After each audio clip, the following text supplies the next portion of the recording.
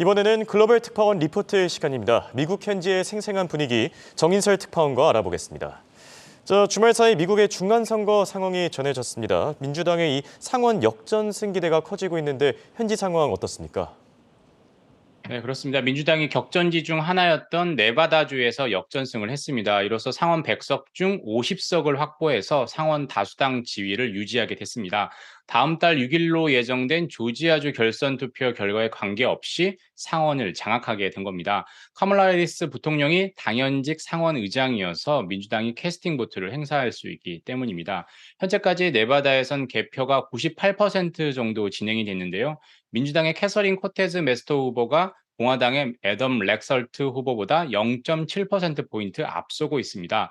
우편 투표가 개표되고 있는데 민주당 우세 지역의 표가 많이 남아서 메스터 후보가 이길 것으로 많은 매체들은 전망을 하고 있습니다.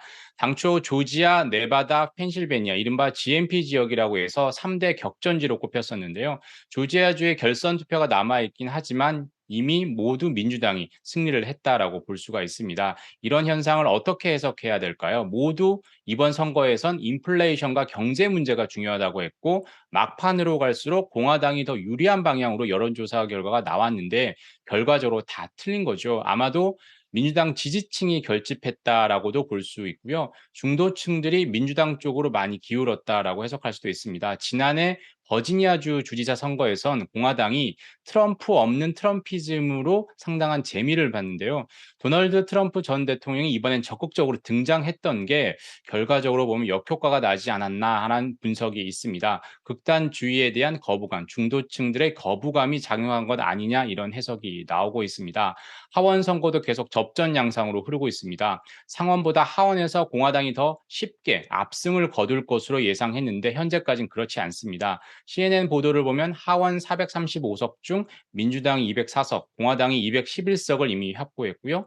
MBC 방송은 공화당과 민주당의 최종 의석수를 219대 216으로 예상을 했습니다. 하지만 오차 범위가 플러스 마이너스 4여서 어떻게 범위에 따라 오차 범위에 따라서 뒤집힐 수도 있는 겁니다. 현재 민주당이 강세인 캘리포니아, 오레곤주 중에 상당히 개표가 더디게 진행되고 있기 때문에 이 부분에 따라서 뒤집힐 수도 있다라는 겁니다. 공화당은 레드 웨이브를 기대했다가 졸지에 블루 웨이브라도 막아야 될 처지에 놓인 겁니다. 공화당 내에선 이번 선거 결과를 두고 책임 소재 논란이 불거질 가능성이 큽니다. 네, 중간선거와 관련된 내용들 체크해봤습니다. 이번 주도 투자자들이 봐야 될 일정들이 있을 텐데 특히 연준 위원들의 발언이 많이 예정돼 있거든요. 이 일정도 같이 전해주시죠.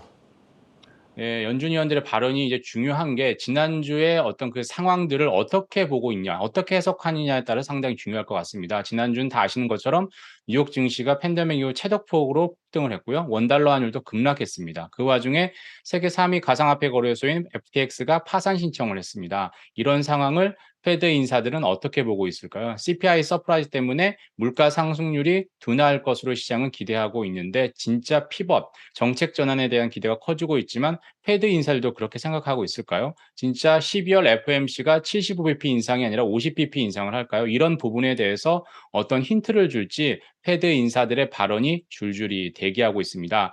중보고의 경우를 포함해서 10여 차례 정도의 연설이 예정돼 있고요. 파월 의장이 한번 등장해서 정리해주면 좋을 텐데 파월 의장은 어떤 행사에 참석은 하지만 발언은 예정돼 있지 않습니다. 그래도 FOMC 투표권이 있는 12명, 파월 의장을 포함해서 12명 중에서 파월 의장과 에스더 조지 캔자스시티 연은 총재를 제외하고 10명의 위원들이 연설이 예정돼 있으니까 상당히 주목해서 봐야 될 것 같습니다. 페드 인사들이 이 CPI 서프라이즈에 대해서 어떻게 얘기를 하고 향후 금리 인상 경로에 대해서 어떤 힌트를 줄지가 이번 주 최대 관전 포인트가 될 것 같습니다. 그리고 가상화폐 시장에 대해서도 어떤 언급을 할지 관심사가 될 것 같고요. 그 외에 미국 시간으로 14일에 나오는 뉴욕 연은의 기대 인플레 지표와 16일에 나오는 소매 판매 지표도 주목해야 될 것 같습니다. 지난주에 나왔던 미시간대 기대 인플레 지표는 상승을 했었는데 뉴욕 연은의 기대 인플레 지표는 어떻게 나올지 그리고 소비 수치는 소비는 계속 건재할 수 있을지 유심히 봐야 될 것 같고요. 미국 외에는 영국을 주목할 필요가 있습니다. 16일 수요일에 10월 인플레 지표가 나오고요. 다 현지 시간입니다. 17일에는 제러미 헌트 영국 재무장관이 예산안을 발표합니다. 2주 연기해서 이제 17일에 발표를 하는 건데요. 이미 증세를 하고 재정 감축을 하겠다라고 예고편을 날렸죠. 증세는 영국 보수당의 전통적인 노선과는 맞지 않습니다. 직전에 감세안을 들고 나왔다가 금융시장을 대혼란에 빠지게 했던 경험 때문에 증세를 하겠다라고 얘기를 하고 있는데요. 시장에서는 어떻게 반응할지 현실성 있다라고 해석을 할지 지켜봐야 될 것 같습니다. 전체적으로 보면 이번 주에는 페드 인사들과 제레미 헌트 영국 재무장관의 입에 주시를 해야 될 것, 발언을 주목을 해야 될 것 같습니다. 지금까지 워싱턴에서 한국경제신문 정인설이었습니다.